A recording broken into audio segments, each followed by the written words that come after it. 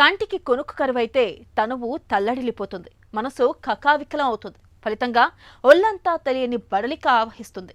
నీరసం, నిస్సత్తువ పట్టి పీడిస్తాయి. మొత్తంగా నిద్రలేమితో మానసికంగా, శారీరకంగా అంతులేని వ్యధ కలుగుతుంది. ఈ కష్టాల్ని అధిగమించేందుకు మనలో చాలా మంది తమకు ఇష్టం లేకపోయినప్పటికీ కంటి నిండా నిద్ర కోసం నిద్ర మాత్రల్ని ఆశ్రయిస్తూ ఉంటారు. అయితే జీవనశైలి, అలవాట్లు, పడక గది విషయంలో కొన్ని ప్రత్యేక జాగ్రత్తలు తీసుకుంటే కంటి నిండా కమ్మటి నిద్రను మనం సొంతం చేసుకోవచ్చు. నిద్రలేమి తెచ్చిపెట్టే కారణాలు, సుఖనిద్రను సొంతం చేసుకునేందుకు తీసుకోవాల్సిన జాగ్రత్తల గురించి ఇప్పుడు తెలుసుకుందాం.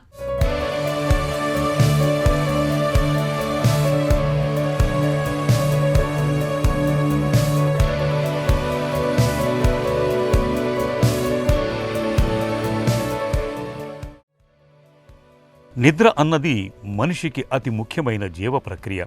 దాదాపు మన జీవితంలో 1/3 భాగం నిద్రలోనే గడిచిపోతుంది. అమ్మ పొత్తిళ్లలో పసిబిడ్డగా 16 నుంచి 20 గంటల పాటు నిద్రించే మనం జీవిత చరమాంకంలో పండుటాకుగా 4-5 గంటల నిద్రతో సరిపెడుతూ ఉంటాం. శరీరం తిరిగి పునరుత్తేజం పొంది మన అవయవాలు, మెదడు చక్కగా పనిచేయటానికి తగినంత నిద్ర అవసరం. సాధారణంగా మనకు రోజుకు 6 నుంచి 8 గంటల నిద్ర కావాలి. అయితే కొందరికి 4 గంటల నిద్ర సరిపోవచ్చు, మరికొందరికి 6-7 గంటలు చాలు. కొంతమందికి 8 గంటలు నిద్రపోతే గానీ ప్రాణానికి సుఖంగా ఉండదు. నిద్ర అవసరం అనేది మనిషికి మారుతూ ఉంటుంది. నిద్ర తగ్గితే, చాలినంత నిద్ర లేకపోతే దాని తాలూకు ప్రభావం మన శరీరంపై తక్షణమే కనిపిస్తుంది. అయితే కారణాలు ఏవైనా కావచ్చు. ఇవాళ మనలో చాలామందికి చాలినంత నిద్ర ఉండటం లేదన్నది చేదు నిజం. ప్రత్యేకించి పండు వయసులో నిద్రలేమి అన్నది చాలామందికి ఇవాళ శాపంగా పరిణమిస్తోంది.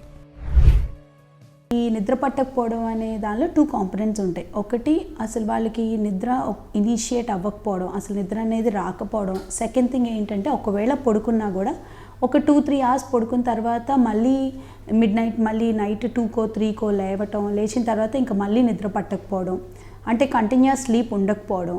నెక్స్ట్ థింగ్ ఏంటంటే, ఈ స్లీప్ సరిగ్గా లేకపోవడం వల్ల ప్రాపర్ డే టైమ్ డిస్ఫంక్షన్ అనమాట. అంటే సరిగ్గా మార్నింగ్ పనులు అవి సరిగ్గా కాన్సన్ట్రేషన్తో చేసుకోలేకపోవడం.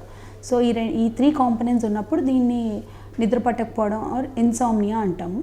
సో దీనిలో ఏంటంటే 2 టైప్స్ ఉంటాయి. అక్యూట్ ఇన్సామ్నియా అంటే ఏదైనా ట్రిగ్గరింగ్ ఫ్యాక్టర్, ఏదైనా ట్రిగ్గరింగ్ ఈవెంట్ జరిగిన తర్వాత, అంటే ఏదైనా అక్యూట్ స్ట్రెస్ కానీ, some kind of job problems కానీ, ఫైనాన్షియల్ ప్రాబ్లమ్స్ కానీ, లేదా ఇంట్లో ఎవరైనా బాగా దగ్గర వాళ్ళు ఎవరైనా చనిపోవడం కానీ, లేదంటే ఎవరికైనా సివియర్గా ఏదైనా హెల్త్ ఇష్యూస్ ఉండటం కానీ, ఇలా ఉన్నప్పుడు ట్రిగ్గర్ అవుతుంది అక్యూట్ ఇన్సామ్నియా అనేది. అక్యూట్ ఇన్సామ్నియా ఒక 3 months కంటే తక్కువ ఉంటుంది. సో ఈ 3 months కంటే తక్కువ ఉన్నప్పుడు దీన్ని అక్యూట్ ఇన్సామ్నియా అంటాం.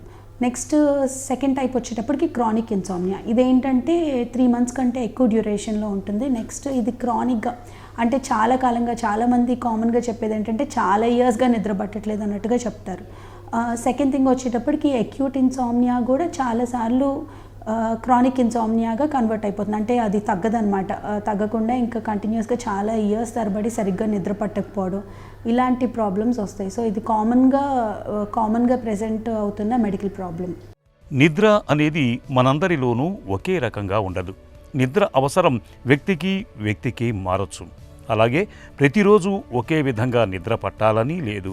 కొన్ని రోజులు బాగా నిద్ర పట్టొచ్చు, మరికొన్ని రోజులు పరిసరాలు, పరిస్థితులు, ఆలోచనల కారణంగా సరిగా పట్టకపోవచ్చు. అయితే 1-2 రోజులు నిద్ర తగ్గినంత మాత్రాన పెద్ద సమస్యగా భావించాల్సిన పని లేదు. కనీసం వారంలో 4-5 రోజులు సరిగా నిద్ర పట్టకుండా గడుపుతుంటేనే సమస్యగా భావించాలి. నిద్ర పట్టకపోవటానికి గజిబిజి జీవనశైలి, గాడి తప్పిన ఆహారపు అలవాట్లు, శృతిమించిన దురలవాట్లు, తలకు మించిన ఒత్తిళ్లు, ఆందోళనలు, ఇలా చాలా కారణాలే కనిపిస్తాయి. నిద్ర చాలనప్పుడు, నిద్ర పట్టనప్పుడు చాలామంది నిద్ర మాత్రలకు అలవాటు పడుతున్నారు. చివరకు నిద్ర లేమి కారణంగా చిరాకు, కోపం, డిప్రెషన్ వంటి మానసిక రుగ్మతలతో పాటు రక్తపోటు, షుగర్, స్థూలకాయం వంటి శారీరక సమస్యల్ని కొని తెచ్చుకుంటున్నారు. నిద్ర చాలటం లేదు, సరిపోవటం లేదంటే దానికి కారణాన్ని అన్వేషించటం చాలా అవసరం. ఒకవేళ మానసిక ఒత్తిడి కారణమవుతుంటే జీవనశైలిలో మార్పులతోనే దాన్ని సరిచేసుకోవటం ఉత్తమం. చక్కటి నిద్రా పద్ధతులు పాటించి అవి ఫలితం ఇవ్వకపోతేనే చికిత్స, మాత్రల వైపు వెళ్లాల్సి ఉంటుంది. నిద్రలేమి అనేది కొందరిలో 2-3 వారాల తర్వాత దానంతట అదే సర్దుకుంటుంది. కాబట్టి వెంటనే మందులు వాడకపోవటం మంచిది. మనసుని ఇతర కార్యక్రమాలపై మళ్లించటం, నడక, వ్యాయామం వంటి వాటి వల్ల తిరిగి మామూలు స్థితికి వచ్చే అవకాశం ఉంటుంది. నిద్ర పట్టేందుకు ఇచ్చే మందుల్లో బెంజోడైజెపిన్, నాన్ బెంజోడైజెపిన్ అనే 2 రకాల మందులు బాగా ఉపయోగపడతాయి. కేవలం చివరి మార్గంగానే వీటిని వాడాలి. ముందు 2 నుంచి 6 వారాల పాటు ఇచ్చి పరిశీలిస్తారు. నిద్ర సరిగా పడుతున్నట్లయితే క్రమంగా మందుల మోతాదును తగ్గించుకుంటూ వస్తారు. నిద్ర పట్టకపోవడం అనే ప్రాబ్లమ్ని సాల్వ్ చేసుకోవడానికి మనం ఇనీషియల్గా ఏంటంటే ఒక రొటీన్ సెట్ చేసుకోవడం. అంటే పడుకునే టైమింగ్, నెక్స్ట్ లేచే టైమింగ్ కన్సిస్టెంట్గా ఉండేటట్టుగా చూసుకోవడం. రోజు అదే టైంకి పడుకోవడం, అలా కాకుండా ఒకరోజు ఎర్లీగా పడుకొని ఒకరోజు లేట్గా పడుకొని, అలా కాకుండా డైలీ రొటీన్ అంతా ప్రాపర్గా సెట్ చేసుకొని అదే టైంకి, రోజు ఒకే టైంకి పడుకోవడం, ఒకే టైంకి లేవటం, ఇలాంటి చేంజెస్ చేసుకోవడం. నెక్స్ట్ థింగ్ ఏంటంటే కొంచెం డైట్ ప్రాపర్గా మెయింటైన్ చేయడం, హెల్తీగా డైట్ తీసుకోవడం. అండ్ ఆల్సో పడుకోబోయే ముందు కనీసం 2 hours ముందే మనం డిన్నర్ అది క్లోజ్ చేసేసుకోవడం. ఇంకా తర్వాత ఏమీ డైట్ ఎక్స్ట్రా జంక్ ఫుడ్ కానీ ఏమీ డైట్ కానీ తీసుకోకపోవడం. నెక్స్ట్ థింగ్ ఫిజికల్ యాక్టివిటీ ఏదైనా, అంటే ఎక్సర్సైజ్ కానీ ఏదైనా కనీసం రోజు ఒక 30 minutes అయినా చేయటం. నెక్స్ట్ థింగ్ పడుకునే ముందు మనం వేరే అంటే టీవీస్ కానీ ఫోన్స్ కానీ ఇవన్నీ చూడకుండా ఇలాంటివన్నీ స్టాప్ చేసేసి ఏదైనా మ్యూజిక్ వినడం కానీ లేదంటే బుక్స్ చదవడం కానీ ఇలాంటివి చేయటం. అండ్ ఏదైనా మెడిసిన్స్ వల్ల ఏమైనా ప్రాబ్లం వస్తుంది, ఈ మెడిసిన్స్ ఏమైనా ఇంటర్ఫియర్ అయ్యి స్లీప్ అది సరిగ్గా అవ్వట్లేదు అనుకున్నప్పుడు ఈ మెడికేషన్స్ అవి మనం డోసెస్ అడ్జస్ట్ చేసుకోవడం. ఆర్ఎల్స్ ఏదైనా అదర్ కండిషన్స్ వల్ల మనకు నిద్ర సరిగ్గా పట్టట్లేదు అంటే ఏదైనా సివియర్గా జాయింట్ పెయిన్స్ కానీ, నెక్స్ట్ థింగ్ ఏదైనా రెస్ట్లెస్ లెగ్ సిండ్రోమ్ అంటాం, అంటే కాళ్ళు కంటిన్యూస్గా వాళ్ళు కదిలిస్తూ ఉంటారు. ఆర్ఎల్స్ ఇందాక అనుకున్నట్టుగా అబ్స్ట్రక్టివ్ స్లీప్ ఏప్నియా కానీ. సో ఇలాంటి medical conditions, health related conditions ఏమైనా ఉంటే ముందు అవి రిజాల్వ్ చేసుకోవడం. సో అవి రిజాల్వ్ చేసుకోవడం వల్ల స్లీప్ ప్యాటర్న్ అది సెట్ అవుతుంది. సో ఇలాంటి చేంజెస్ చేసుకొని చూడటం. సో ఈ చేంజెస్ చేసుకొని చూసినా కూడా మనకి ఎలాంటి బెనిఫిట్ రావట్లేదు, ఏమీ అస్సలు నిద్ర పట్టట్లేదు, ఆర్ఎల్స్ బ్రేక్ వస్తుంది, లేచిన తర్వాత మళ్ళీ అసలు 3-4 hours నిద్ర పట్టట్లేదు. సో దానివల్ల మన వర్క్ ఎఫిషియన్సీ ఎఫెక్ట్ అవుతుంది.